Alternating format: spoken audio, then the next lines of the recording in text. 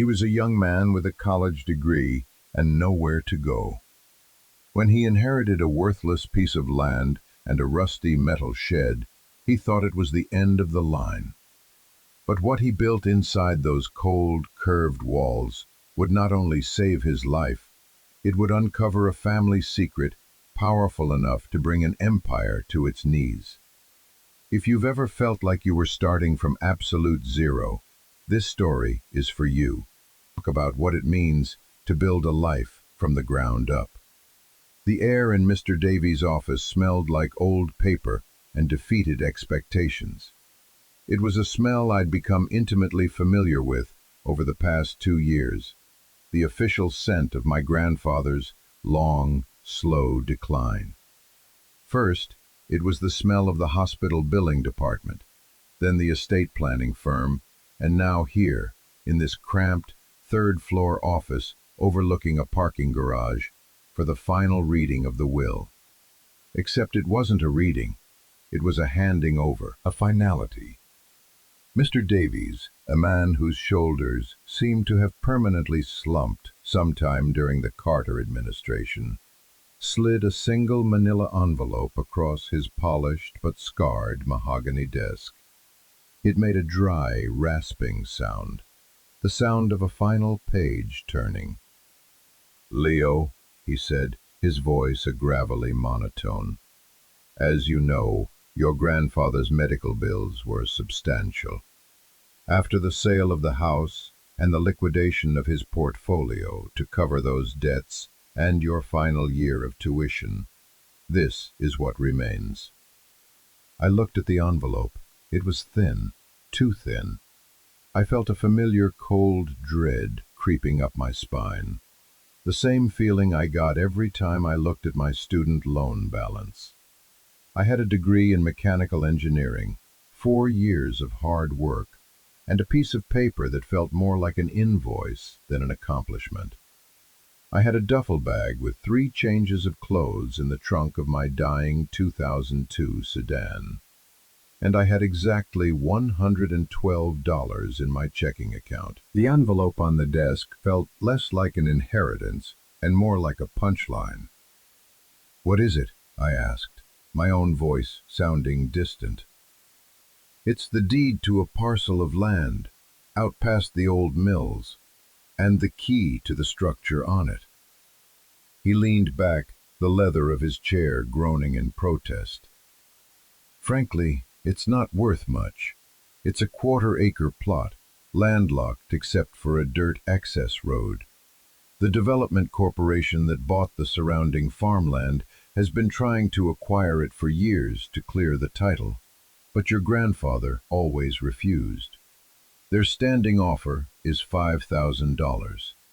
My professional advice is to take it. It's more than it's worth." $5,000. It sounded like a fortune and nothing at all, simultaneously. It would pay for a deposit on a cheap apartment and maybe 2 months' rent. It was a buffer, a pause button on the inevitable crash. But it wasn't a future. It wasn't a foundation. "Why did he keep it?" I asked, my fingers tracing the edge of the envelope. Mr. Davies gave a slight, almost imperceptible shrug. "Sentiment, I suppose. It was the first piece of property he ever bought, long before he built the main house. He used the building on it as a workshop. He was always tinkering." He paused, looking at me over the top of his bifocals. There was a flicker of something in his eyes. Pity, maybe, or just professional exhaustion. "Listen, son, your grandfather was a good man, a brilliant one in his own way. But he wasn't a great businessman. He held on to things. This piece of land, it's a liability. The property taxes are past due. The development company, Omnicorp, they'll eventually get it for pennies on the dollar at a tax auction if you don't sell. Take the money. It's the smart play." I nodded, not trusting myself to speak. I took the envelope. Inside was a folded, brittle deed, with my grandfather's familiar spiky signature at the bottom, and a single, heavy, rust-pitted iron key. It felt ancient, final. I stood up, shook Mr. Davies' dry, papery hand, and walked out of the office, the smell of defeat clinging to my clothes. I drove aimlessly for an hour, the city lights blurring into streaks of neon and regret. My diploma was in a cardboard tube in the back seat. My future felt like it was in that thin manila envelope on the passenger seat. A dead end, a worthless piece of land, and an offer of $5,000. The sun was setting, painting the sky in bruised shades of purple and orange. My gas tank was nearing empty. My stomach was a hollow ache. I had no family to call, no friends in the state I could burden with my failure. I was in graduate, an orphan, an adult, and I was utterly, terrifyingly alone. I pulled over to the shoulder of a quiet road, the engine ticking as it cooled. I looked at the key. Then I looked at the address on the deed. It wasn't a plan. It wasn't even a hope. It was just the only direction I had left to go. So I turned the car around and drove toward the old mills, toward the last piece of my grandfather, toward a place that wasn't even worth keeping. The access road was more of a suggestion than a reality. 2 deep ruts carved into the earth, overgrown with weeds that scraped against the undercarriage of my car with a sound like tearing fabric. The headlights cut a shaky tunnel through the encroaching darkness, illuminating a wall of tangled woods on either side. After a quarter-mile that felt like 10, the road opened into a small, lumpy clearing, and there it was. It was a Quonset hut, a perfect corrugated steel arch, like half of a giant tin can buried in the earth. It was bigger than I expected, maybe 40 feet long and 20 feet wide, its surface oxidized to a dull, mottled gray that seemed to absorb the last light of dusk. The clearing was choked with weeds as high as my waist, and a large oak tree grew too close to the front, its branches scraping against the metal roof in the rising wind.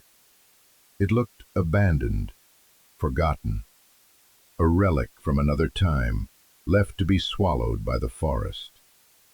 For a moment, I just sat in the car, the engine idling, my headlights painting the scene in a stark, unforgiving light. This was it, the grand inheritance, a rusty shed on a patch of weeds. Mr. Davies was right. It was worthless. I felt a laugh bubble up in my chest, a bitter, hysterical sound. I was homeless, and my only home was a joke. But then the laughter died, and the cold reality set in. The temperature was dropping. I had a quarter tank of gas and a little over $100. I could sleep in the car for a night, maybe 2, before I'd have to start making terrible choices. Or I could see what was inside the giant tin can. My hand closed around the old iron key in my pocket. It was heavy, solid, an answer to a question I hadn't asked.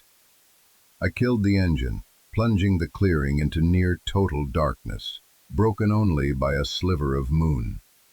The silence was absolute, heavy, broken only by the whisper of wind through the oak leaves. Taking a deep breath, I opened the car door and stepped out into my new life. The lock on the door was stiff with rust and disuse. I had to brace my shoulder against the cold, corrugated metal and put all my weight into turning the key. It resisted, groaned, and then finally, with a loud, grating crack, it turned. The sound echoed in the silent clearing.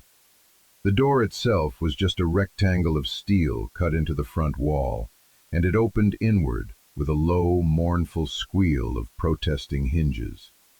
A wave of cool, musty air washed over me, a smell of damp earth, motor oil, and time. I fumbled for the flashlight on my keychain, its weak beam cutting a pathetic circle in the vast, dark interior. The inside was cavernous. The curved ceiling was lost in the shadows above. The floor was concrete, cracked and stained. Along one wall was a long, heavy wooden workbench, littered with the ghosts of my grandfather's projects. Empty jars holding screws and bolts, dusty schematics held down by paperweights made from old gears, and the faint outline of tools long since removed. A single bare bulb hung from a wire in the center of the ceiling, its pull chain coated in a layer of grime. I pulled it. Nothing. Of course, the power had been cut off decades ago. The flashlight beam danced around the empty space. It was a shell, a cold, empty, metal womb. And as the wind picked up outside, rattling the steel walls with a sound like distant thunder, I felt the chill seep through my thin jacket and into my bones. This was no place to live. It was a place to rust, a place to be forgotten. I stood there in the dark, the pathetic beam of my flashlight trembling in my hand, and for the first time since my grandfather's funeral, I felt the hot sting of tears welling in my eyes. I didn't cry for him. I didn't cry for my uncertain future. I cried for the sheer, overwhelming emptiness of it all. The empty workshop, the empty bank account, the empty passenger seat in my car. I was a collection of empty spaces. I sank to my knees on the cold concrete, the rough surface biting into my jeans, and let the despair wash over me. I stayed there for a long time, in the dark, in the cold, until the tears ran dry, and all that was left was a hollow, shivering ache. That first night I slept in my car. I reclined the driver's seat as far as it would go, and used my jacket as a blanket. It was a cramped, miserable sleep, punctuated by the sound of the wind and the imagined scurrying of unseen animals in the woods around me. I woke up stiff, cold, and with a profound sense of failure. But as the sun rose, casting a pale, watery light over the clearing, something shifted. The Quonset hut didn't look quite so menacing in the daylight. It was just a building, a structure. It had a roof. It had walls. It was more than I'd had the night before. My engineering brain, the part of me that had been dormant under a wave of grief and anxiety, began to stir. I wasn't a victim. I was a problem solver. And I had a problem, a big one. Shelter, warmth, survival. Selling the land was the logical choice, the one Mr. Davies advised. But the $5,000 from Omnicorp felt like blood money, like selling the last remnant of the man who raised me. And then what? I'd be back at square one in a few months, in a different city maybe, but just as lost. No, I couldn't do it. Not yet. I had to try something else first. This place, this worthless, forgotten place, was mine. For now. I decided to make it a home. My first priority was insulation. The bare steel walls radiated cold. Even with the door closed, the inside of the hut was just as cold as the outside. I needed a barrier. I had no money for fiberglass or foam board. What I had was a car with a little bit of gas. I spent the next 2 days driving around the industrial parks and strip malls of the nearest town. I became a connoisseur of dumpsters. I was looking for one thing: cardboard. Big, clean, corrugated sheets of it. The appliance store was a gold mine. Refrigerator boxes, dishwasher boxes, massive sheets of cardboard that I broke down and folded into the trunk and back seat of my sedan until it was overflowing. The employees watched me with a mixture of pity and suspicion, but no one stopped me. I was just another ghost, haunting the edges of other people's prosperity. Back at the hut, I began my work. It was a slow, methodical process. I had a utility knife I'd bought at a dollar store and 2 rolls of duct tape. That was it. I started at one end of the hut, cutting the cardboard to fit the curve of the walls. It was like building a giant, flimsy puzzle. The first layer was just to cover the metal. I taped the seams, creating a continuous brown paper wall. It didn't look like much, but when I finished that first layer, I could already feel a difference. The echoing metallic sound of the hut was dampened. The air felt a little less raw, a little less aggressive. It was a tiny victory, but it was a victory.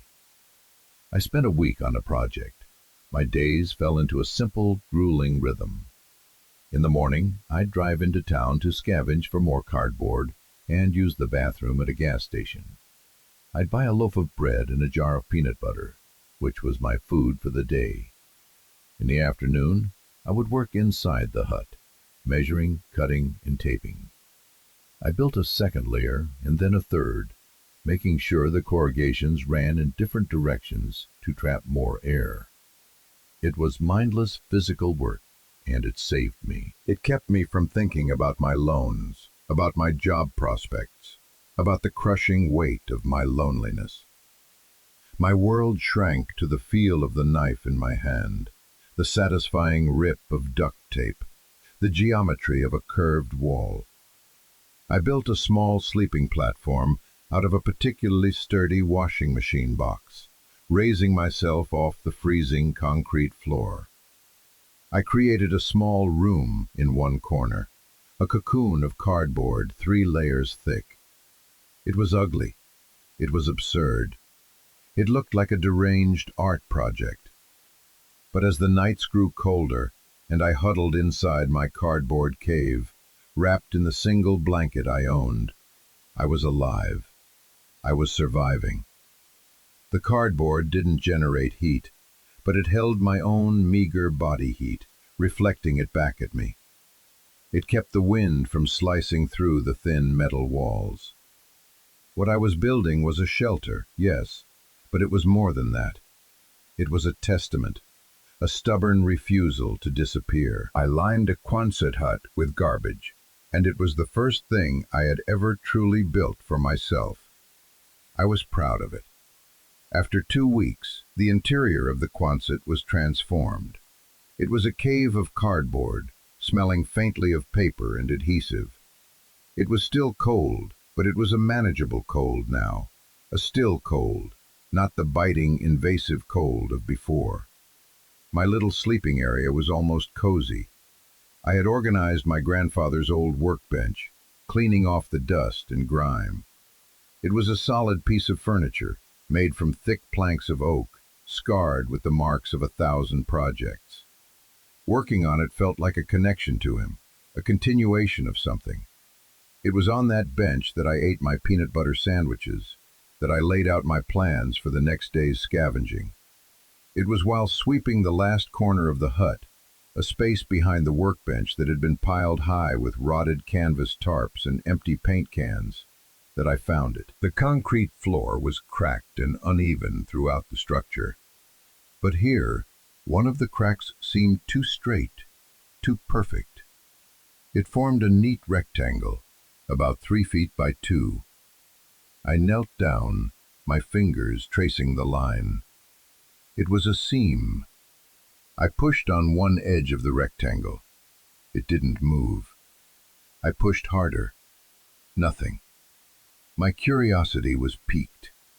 I went to my car and got the tire iron from the trunk. Using the wedged end, I jammed it into the crack and pried. The concrete groaned, scraped, and then, with a puff of dust, the section lifted. It wasn't a section of the floor. It was a lid. A concrete panel about 4 inches thick, with rebar embedded in it. It was heavy. It took all my strength to lever it up and slide it to the side. And there, nestled in a perfectly formed cavity in the ground beneath, was a military-style footlocker. It was dark green, with heavy latches on the front, and my grandfather's initials, G.A.M., stenciled in faded white paint on the top. My heart started to pound, a heavy, frantic rhythm against my ribs. This was not random. This was not forgotten junk. This was hidden. This was deliberate. The latches weren't locked. They were stiff, but I managed to pry them open with my numb fingers. The hinges squealed as I lifted the heavy lid. The smell that wafted out was dry and ancient, the scent of old paper and leather. I aimed my little flashlight inside. The footlocker was packed. On top was a thick, leather-bound journal. Beside it were several stacks of letters, tied with twine. Beneath them, I could see the edges of what looked like blueprints, rolled tightly and secured with rubber bands that had gone brittle with age. And in a separate, smaller metal box in the corner was cash. Neat stacks of $100 bills. I didn't count it then, but my mind reeled. It looked like thousands, tens of thousands.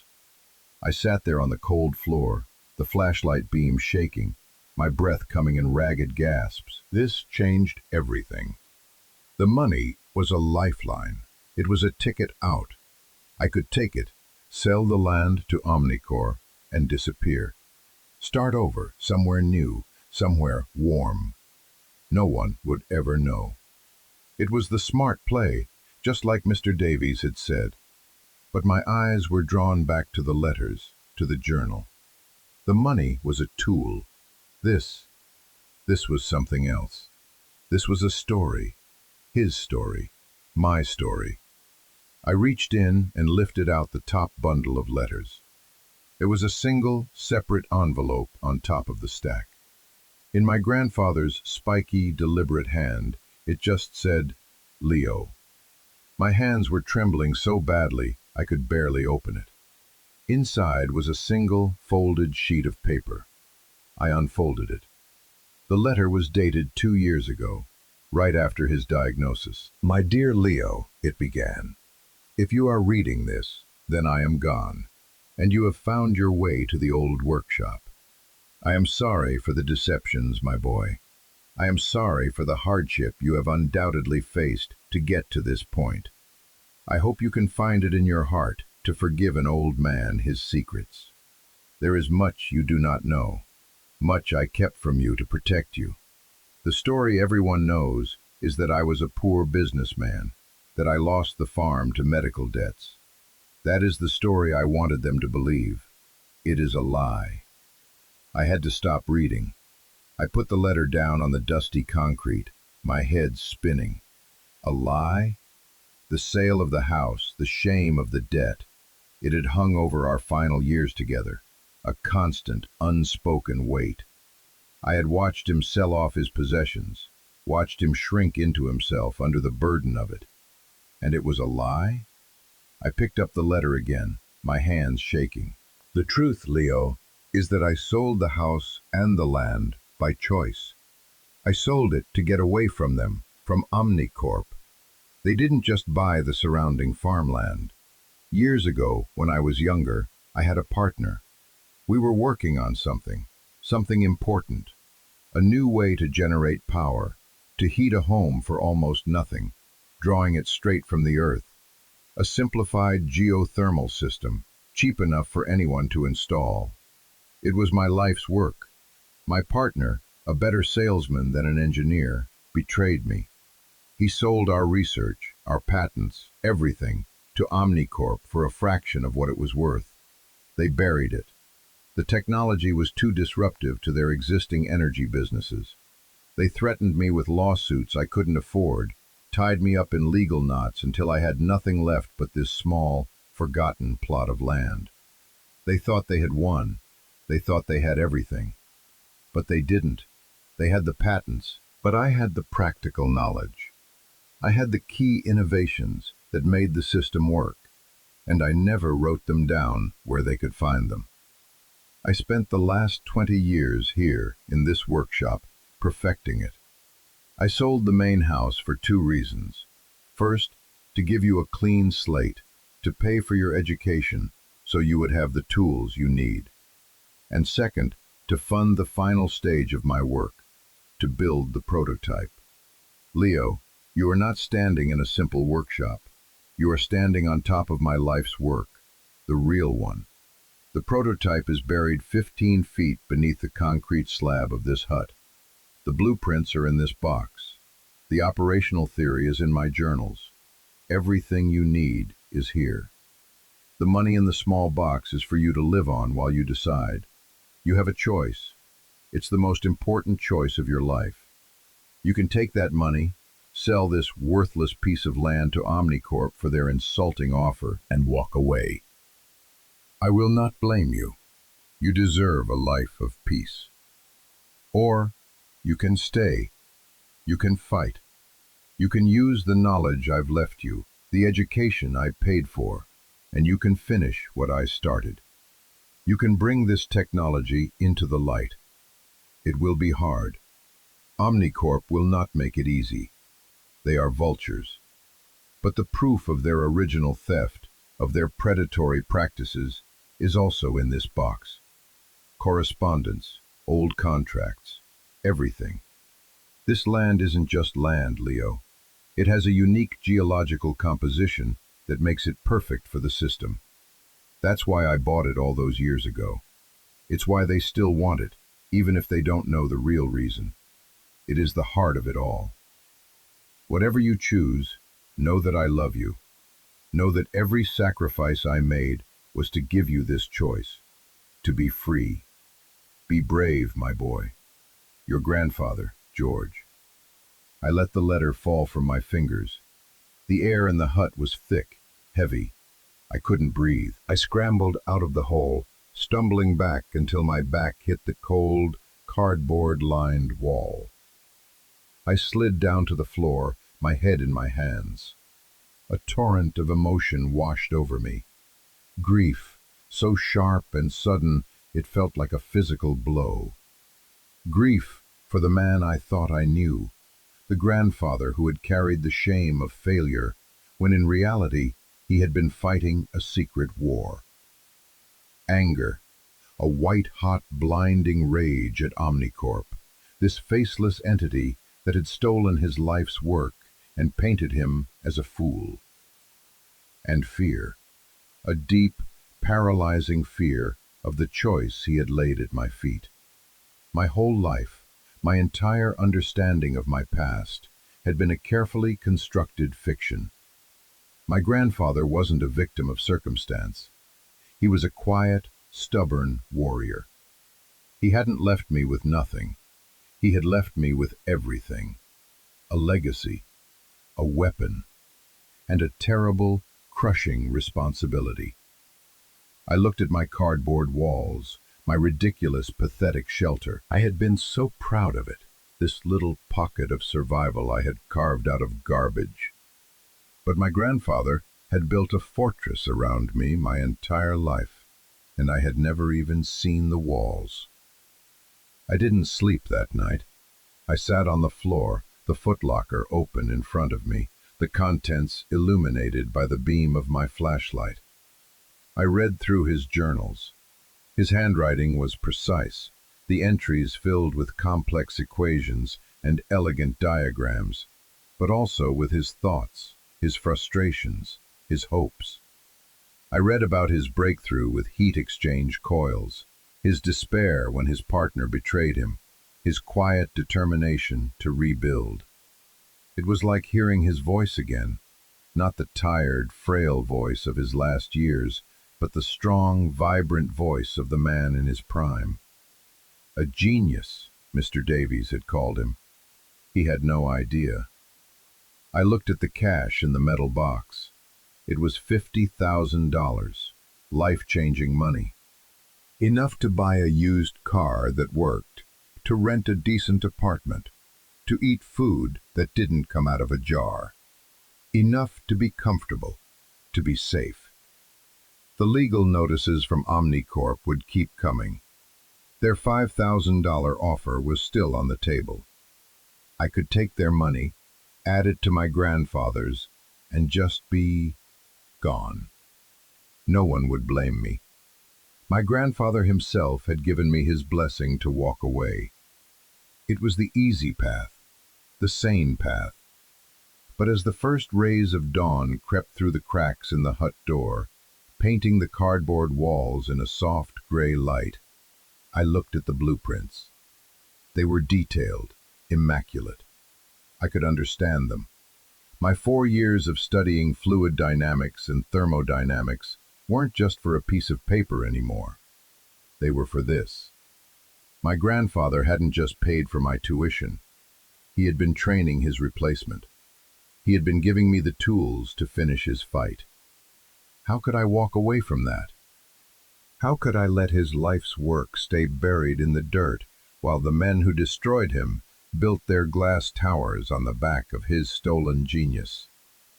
How could I live with myself, knowing that I had abandoned him and his legacy for a little bit of comfort and safety? The choice wasn't really a choice at all.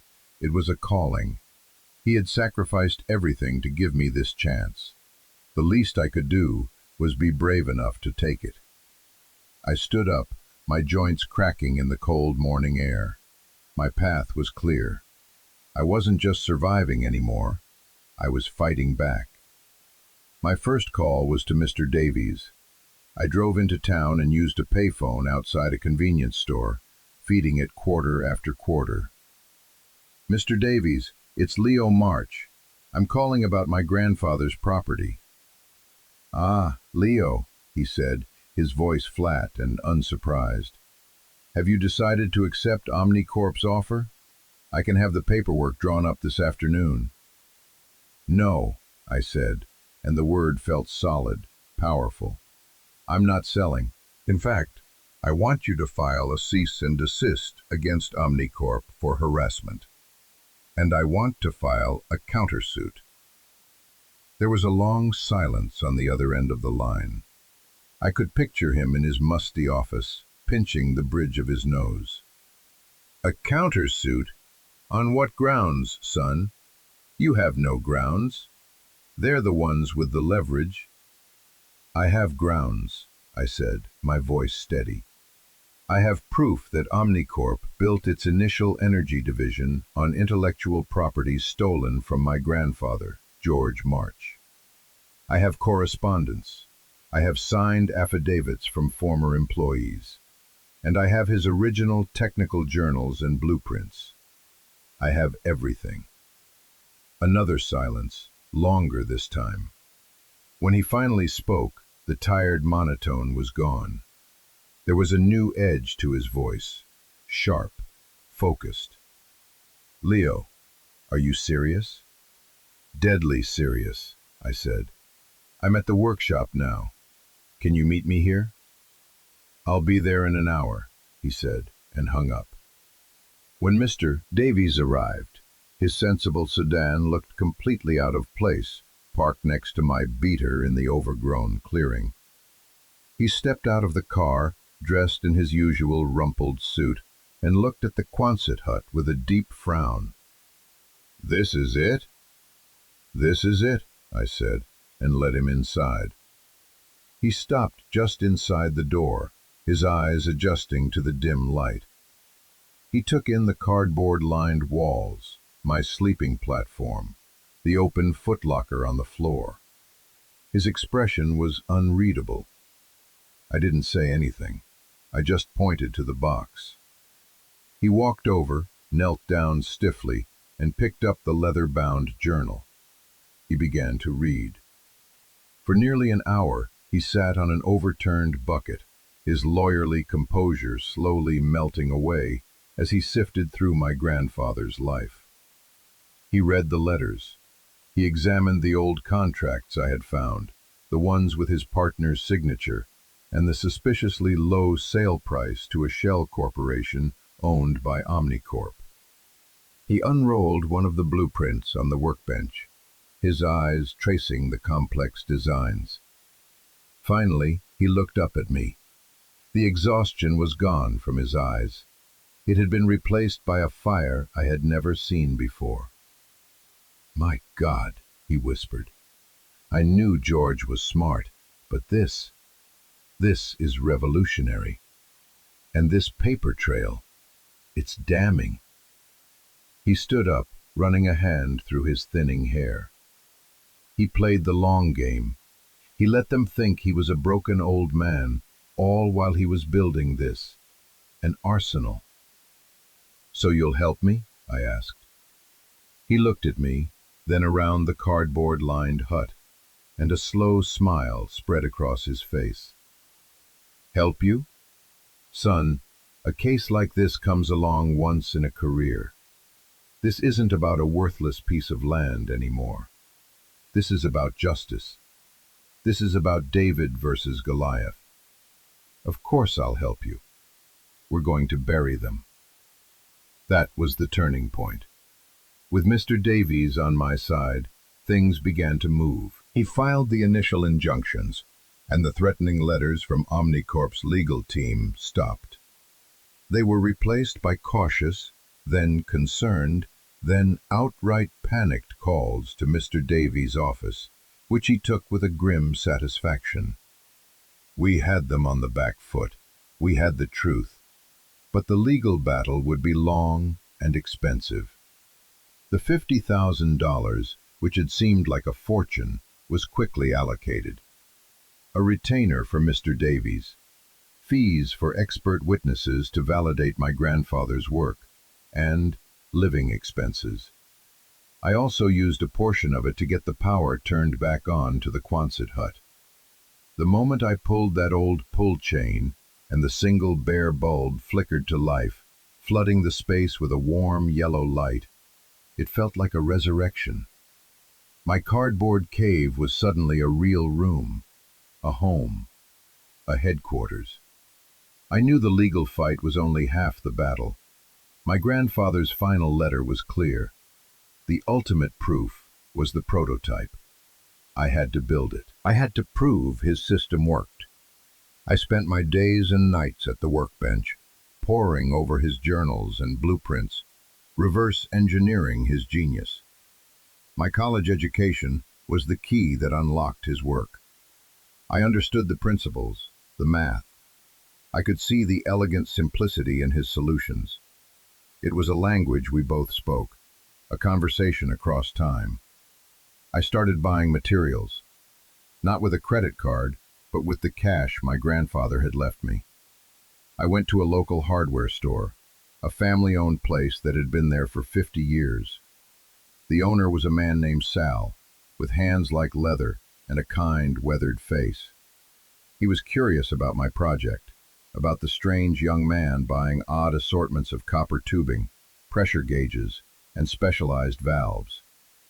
I was vague at first, just telling him it was a personal project. But Sal wasn't pushy.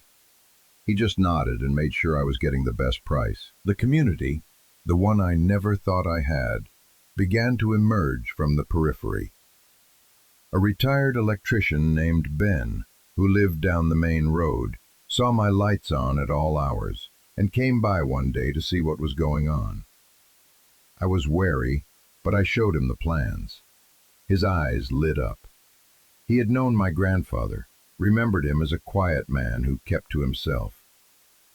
"George was always 10 steps ahead of everyone else," Ben said, a grin on his face. "If he drew this up, it'll work." He started coming by a few days a week, helping me with the wiring, refusing any payment. "Call it a contribution to sticking it to the man," he'd say with a wink. Slowly, painstakingly, the Quonset hut transformed from a shelter into a fully fledged workshop. I bought used tools, a welding torch, a drill press. The space filled with the smell of hot metal and ozone, the sounds of machinery and work. I was building something real, something tangible. I was taking my grandfather's dream, his ghost, and giving it substance. There were setbacks, a miscalculation that led to a ruptured pipe, a wiring schematic that took me a week to decipher. Days where I was so exhausted and overwhelmed, I'd just sit on the floor and stare at the controlled chaos around me, convinced I was in over my head. But then I would look at his journal, at a passage I had underlined. "Failure is just data. The only true failure is to stop trying." and I would get back to work. The legal battle with Omnicorp raged on in the background. Their lawyers filed motion after motion to have the case dismissed. They tried to paint my grandfather as a disgruntled, senile old man. They tried to paint me as an opportunistic scavenger. But Mr. Davies met them at every turn, armed with my grandfather's meticulous records. The truth was a shield. With every legal document Omnicorp filed, their desperation grew more apparent. They knew what we had. They knew the story was true. They were terrified. After 6 months of relentless work, the main components of the geothermal exchange system were assembled. It was a beautiful, intricate web of copper and steel laid out on the workshop floor. The final piece of the puzzle was the most difficult. I had to drill. I had to go down 15 feet through the concrete slab and into the earth to install the primary exchange loop. I rented the equipment, a core drill powerful enough to cut through the foundation my grandfather had laid. The day I started was cold and clear. Ben and Sal both came out to help, to watch. It felt momentous. The drill bit into the concrete with a high-pitched scream. For 2 days we worked, pulling up core samples of concrete and then dirt and rock. And then, at 14 feet, we hit it. Not bedrock. It was a layer of shale, and beneath it, a narrow but powerful artesian spring. The geological feature my grandfather had written about. The reason he bought this land. It was the perfect conduit for thermal transfer. He hadn't been guessing. He had known. We installed the loop, sealed the borehole, and connected it to the system. The moment of truth arrived on a frigid November afternoon. A light snow was falling, dusting the clearing in white. The 3 of us stood inside the hut, the air thick with anticipation. I had wired the system to a simple radiator and a small pump. Everything was triple-checked. I took a deep breath and flipped the switch. The pump hummed to life. For a moment, nothing happened. I felt a pit of dread open in my stomach. Had I failed? After all this? And then I heard it. A gurgle of water moving through the pipes. I placed my hand on the radiator. It was cool. Then, slowly, almost imperceptibly at first, it began to warm. Within 10 minutes, it was radiating a steady, powerful heat. It was working. Tears streamed down my face, freezing on my cheeks as I stepped outside into the snow. I looked up at the gray sky and whispered, "We did it, Grandpa. We did it." The successful test of the prototype was the final nail in Omnicorp's coffin. With a working model, validated by independent engineers Mr. Davies brought in, their case collapsed. They were facing a massive lawsuit based on fraud and theft, and the PR nightmare of burying a revolutionary clean energy technology. They settled. The terms were confidential, but it was enough. Enough to fund a foundation in my grandfather's name to develop and open source the technology, to make it available to everyone, just as he had wanted. Enough to ensure that his legacy wouldn't be a secret buried in the dirt, but a light for the world. I kept the Quonset hut and the land. It was non-negotiable. It's been a few years since that day. The legal battles are over, but the work is just beginning. The foundation, the George A. March Legacy Foundation, operates out of a new, larger facility we built a few miles away. But I still spend most of my time here, in the Quonset. It's not a shelter or a workshop anymore. It's a monument. The cardboard is gone, replaced with proper insulation and smooth, white walls. But I left one small section of the original cardboard exposed, behind a pane of glass. A reminder of where I started. A reminder of what it feels like to have nothing but a stubborn refusal to give up. Sometimes, when I'm working late, I can almost feel him here with me, my grandfather. looking over my shoulder at a new set of schematics, a quiet pride in his eyes. He left me more than an inheritance. He left me a purpose. He taught me that a home isn't just a place to keep you warm and dry. A home is the story you choose to build. It's the foundation of who you are and who you decide to become. I was a homeless kid with a worthless piece of land. I built a shelter out of garbage to survive, but the real thing I built, the thing that truly kept me alive, was a connection to my past and a blueprint for a better future. So that's my story, or at least the beginning of it. A story about how the most valuable things we inherit aren't things at all. They're choices. They're responsibilities.